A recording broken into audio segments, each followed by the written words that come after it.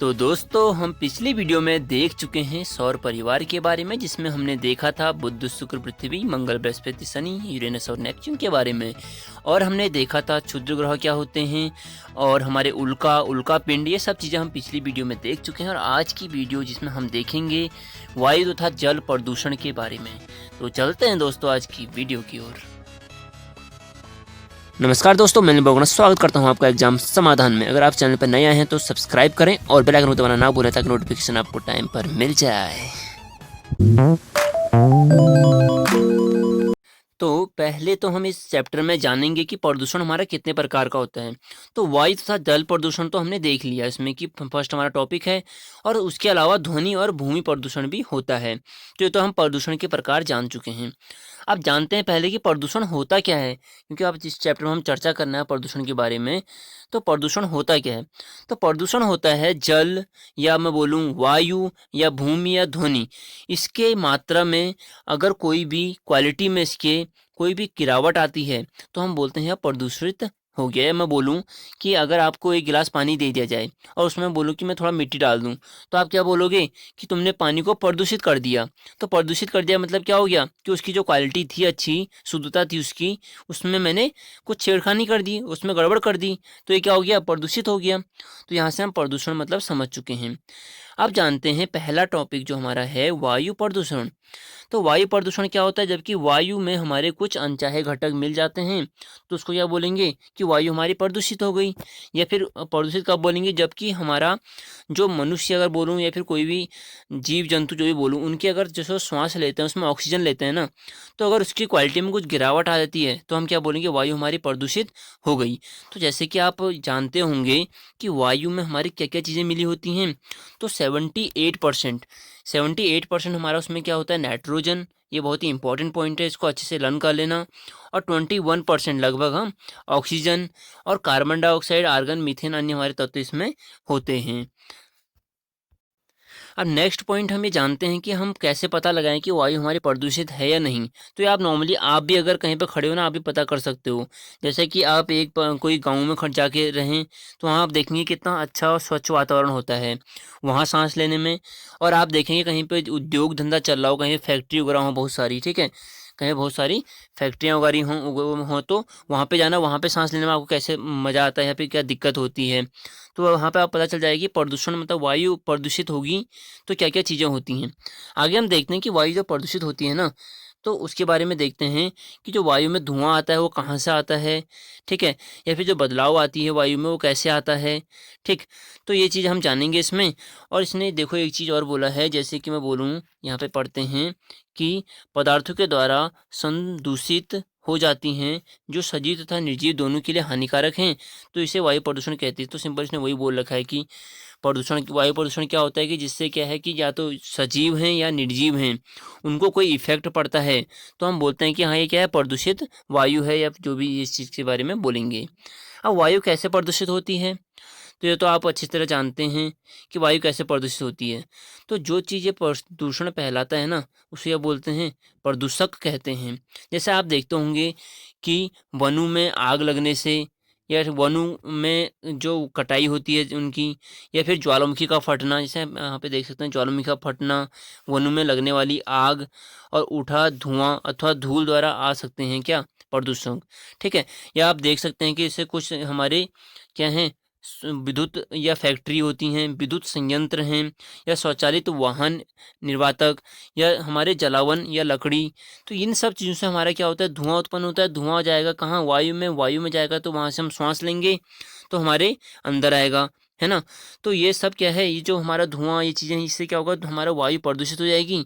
और अगर हम इसको लेते हैं तो इससे हमको भी नुकसान पहुँचता है। अब क्या क्या नुकसान पहुँचता है इसको जानते हैं अच्छे से।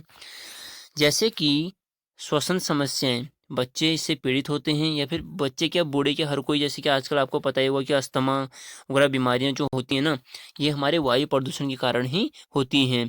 जैसे यहाँ पे श्वसन समस्याएं वायु प्रदूषण के कारण होती हैं। और उसके बाद जानते हैं कि जो वायु प्रदूषण होता है वह, उसके बारे में जानते हैं कि कैसे कैसे इसके बारे में और क्या क्या चीज़ें होती हैं। जैसे आप इस छोटे से एग्जाम्पल से समझ सकते हैं ना कि आपने देखा हो कि आपके आसपास अगर आपने देखा हो कोई अपने बगल में रिश्तेदार होंगे या कोई भी रहते होंगे, तो उन्होंने क्या पहले उनके पास साइकिल होगी, फिर उन्होंने क्या बाइक रखी, फिर उसके बाद अभी कार रख ली।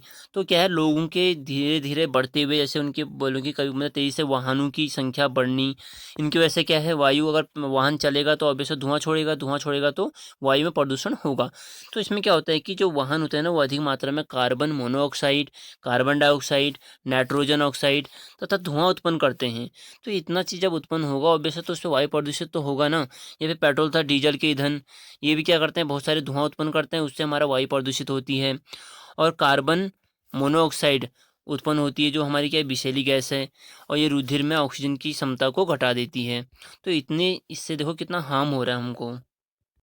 और यहाँ आप इससे जान सकते हैं कि कितने वाहन हैं हमारे पास। यहाँ पर लिखा है, दिल्ली में पंजीकृत वाहनों को अगर एक लाइन में खड़ा कर दिया जाए तो संसार की सर्वाधिक लंबी नदियाँ, जिसमें नील और अमेजन हैं, उनकी लंबाई के लगभग बराबर लंबी लाइन लग जाएगी। तो आप समझ सकते हैं कितने वाहन हैं यहाँ पे। ठीक है, और ये सिर्फ दिल्ली की बात हो रही है। एक बात गौर करने वाली है, ऐसा आपने सर्दियों में देखा होगा ना कि कोहरे की एक मोटी परत आपने देखा होगा, करना कि आपको देखा होगा कि ये मोटी परत चढ़ वो मतलब हमारे आसमान में दिखती है। तो इसको क्या बोलते हैं, तो इसको धूम कोहरा कहते हैं। और यह जो बनता है ना, यह धुएं तथा कोहरे को मिलकर बनता है। ठीक है, और इसमें नाइट्रोजन के ऑक्साइड उपस्थित होते हैं, और यह जब मिलके बनता है ना, तो इसमें क्या होता है कि सांस लेने में कठिनाई होती है। ठीक है, और इसमें जैसे साँस लेने में कठिनाई होती है, और कुछ रोग भी होते हैं, जैसे कि साँस लेने वालों में जैसे दमा हो गया, खाँसी, और बच्चों में साँस के साथ हरहराहट मीन्स कि उनको क्या होती है, बेचैनी टाइप की होती है। ठीक है, और देखो कुछ इसमें जानते हैं कि बहुत से उद्योग, जैसे कि आपने भी मैंने बताया पहले कि बहुत से उद्योग जैसे खुले होंगे ना, तो उसके कारण क्या होता है, पेट्रोलियम जो होते हैं यहाँ पे सल्फर डाइऑक्साइड, नाइट्रोजन ऑक्साइड जैसे कुछ गैसीय प्रदूषण भी यहाँ से निकलते हैं। जिससे आपको यही मतलब ये बहुत सारी हमारे लंग्स की बीमारी या फिर साँस लेने में बीमारी होती हैं। नेक्स्ट जो कि बहुत ही महत्वपूर्ण पॉइंट है, क्लोरोफ्लोरोकार्बन। ठीक है, क्लोरोफ्लोरोकार्बन जिसके बारे में आपने बहुत चर्चा सुनी होंगी कि ओजोन परत के शरण में या ओजोन परत के क्षरण में सबसे हानिकारक जो गैस है वो हमारा क्लोरोफ्लोरोकार्बन ही है। और यह निकलती कहाँ से है, तो आपने देखा होगा आप घर में फ्रिज जिसको बोलते हैं रेफ्रिजरेटर, तो रेफ्रिजरेटर का जैसे आपने घर में यूज़ करते हैं ना, या फिर आप देखेंगे कि हमारे जो कंडीशनर होते हैं, एयर कंडीशनर जिसको क्या बोलते हैं, एसी भी कहते हैं। ठीक है, या फिर एरोसॉल फुआर, इनमें क्या होता है, क्लोरोफ्लोरोकार्बन हमारे ये निकलती हैं इनसे। ठीक है, और इससे क्या होता है, जैसे ओजोन परत क्षतिग्रस्त हो जाती है।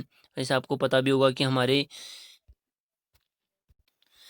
आजकल न्यूज़पेपर में चर्चाओं में चला है कि ओजोन परत में छिद्र हो गया, और कहाँ से हो गया, अंटार्कटिक के ऊपर। तो ये कुछ न्यूज़पेपर ऐसा आते हैं ना, तो छिद्र जो होने का कारण है वो क्या है, क्लोरोफ्लोरोकार्बन जो गैस निकलती है, इसके जितने ये गैस के उत्सर्जन के कारण हमारा क्या है, इसको हानि हानि पहुंच रही है। अब जब ये जो ओजोन परत होती है, इसकी क्या ज़रूरत है, अब ख़त्म हो रही तो होने दो, है ना? पर इसकी ज़रूरत होती है, कहाँ होती है? तो देखो ओजोन परत सूर्य से आने वाली हानिकारक परावैंगनिक किरणों से हमें बचाती है। और जो परावैंगनिक किरण अगर हमारी त्वचा पे डायरेक्ट पड़ जाए ना, तो त्वचा कैंसर होने का भी आसार मतलब होने के आसार क्या हो ही जाता है। ठीक है, अगर इसके कारण ये जो हमारी परावैंगनिक किरणें होती हैं ना, ये अगर हमारे शरीर पे मतलब पड़ती हैं हमारी त्वचा पे, तो इससे त्वचा कैंसर होने के बहुत ज़्यादा चांस होते हैं। पर जब से इसके बारे में पता चला है, थोड़ा इसका उपयोग कम कर दिया गया है। बाकी ऐसा आपको पता है डीज़ल, पेट्रोल इनके जिससे इनसे भी क्या जो धुएँ हुए आते हैं उस वायुमंडल को प्रदूषित करते हैं, ये भी जो हमारी गाड़ी से धुआँ निकलता है, इन सब चीज़ों से भी। अब एक विशिष्ट अध्ययन ताजमहल के बारे में। इसमें देखो ये जानते हैं, तो जैसा आपने देखा होगा कि जो ताजमहल है ना, ये बहुत लंबे टाइम से हमारा चर्चा का विषय बना हुआ है, क्योंकि इसका जो कलर हो रहा है वो फेड होते जा रहा है। ठीक है, इसके कलर में मतलब कुछ दाग टाइप के बन रहे हैं। तो वो किसकी वजह से बन रहे हैं, वायु प्रदूषण। देखो वायु अगर प्रदूषित होगी, तो जैसे कि आप देखते हैं कि आगरा, इसके पहले जान लेते हैं कि आगरा तथा इसके चारों ओर क्या हैं, रबड़ के प्रक्रमण, मतलब यहाँ बहुत सारी हमारी रबड़ की फैक्ट्रियाँ हैं, और स्वचालित वाहन, और रसायन विशेषकर क्या है, मथुरा तेल परिष्करणी जैसे उद्योग, यहाँ पे क्या है, सल्फर ऑक्साइड तथा नाइट्रोजन ऑक्साइड, मतलब यहाँ पे क्या है कि यहाँ पे सल्फर डाइऑक्साइड तथा नाइट्रोजन डाइऑक्साइड जैसे प्रदूषकों को उत्पन्न करते हैं। जिससे क्या होता है हमारा, जिससे जिससे ये क्या करते हैं कि सल्फ्यूरिक ये क्या करते हैं अभिक्रिया करके सल्फ्यूरिक अम्ल तथा नाइट्रिक अम्ल बनाती हैं, ठीक है? और ये वर्षा को अम्लीय बनाकर वर्षा के साथ पृथ्वी पर बरस जाते हैं। तो आपको आप लोगों को पता होगा कि जब अम्ल वर्षा होती है, तो ताजमहल के बारे में बहुत लंबे टाइम से चर्चा चल रहा है कि जो इसके कलर फेड हो रहा है वो अम्ल वर्षा के कारण हो रहा है। तो इसमें क्या होता है जो स्मारक में संगमरमर होता है ना उसका संसारण मतलब कि वो गलने लगता है या फिर टूटने लगता है या उसमें दाग-दाग होने लगते हैं। तो इसमें संसारण होता है। इस परिघटना को क्या कहते हैं संगमरमर कैंसर भी कहते हैं। ठीक है? यहाँ पर आप जान सकते हैं जैसे कि यहाँ पे उसने बोला कि जो मथुरा तेल परिष्करणी है ना, इसमें से उत्सर्जित काजल कण जैसे निलंबित कणों का संगमरमर को पीला करने का योगदान है। तो ये बहुत सारे कारण हैं जिससे क्या हो रहा है संगमरमर या फिर जो बोलूँ कि हमारा जो आगरा का यहाँ पे क्या है, आगरा का ताजमहल है आगरा में, तो उसमें बहुत सारे दाग वगैरह हो रहे हैं, ठीक है? उसमें पीलापन आना, ये सब हमारे इन्हीं चीज़ों के कारण हो रहा है। ये देख सकते हैं आप ताजमहल। बाकी इसको बचाव के लिए अभी क्या करा है कि वहाँ पे जितनी फैक्ट्रियाँ थी उनको बंद करने का और बाकी वहाँ पे सीएनजी का प्रयोग करने का, ये सब हमारे उच्च न्यायालय ने हमारा क्या है घोषणा करी है ताकि घोषणा क्या उन्होंने एक यहाँ पे क्या है कि न्यायालय द्वारा एक हमारा उपाय बताया गया है कि हम क्या करें कि ताजमहल को सुरक्षित रखने के लिए ये उपाय कर सकते हैं। तो आज की वीडियो को हम यहाँ पे करते हैं दोस्तों समाप्त और अगली वीडियो में हम जानेंगे इसमें कि जो पौधा घर प्रभाव होता है या ग्रीन हाउस इफ़ेक्ट होता है वो क्या होता है और अदर चीज़ें जानेंगे बहुत ही इंपॉर्टेंट चीज़ें। तो आज की वीडियो को यहाँ पे करते हैं समाप्त। तो थैंक यू दोस्तों, थैंक यू फॉर वॉचिंग। जय हिंद, जय भारत।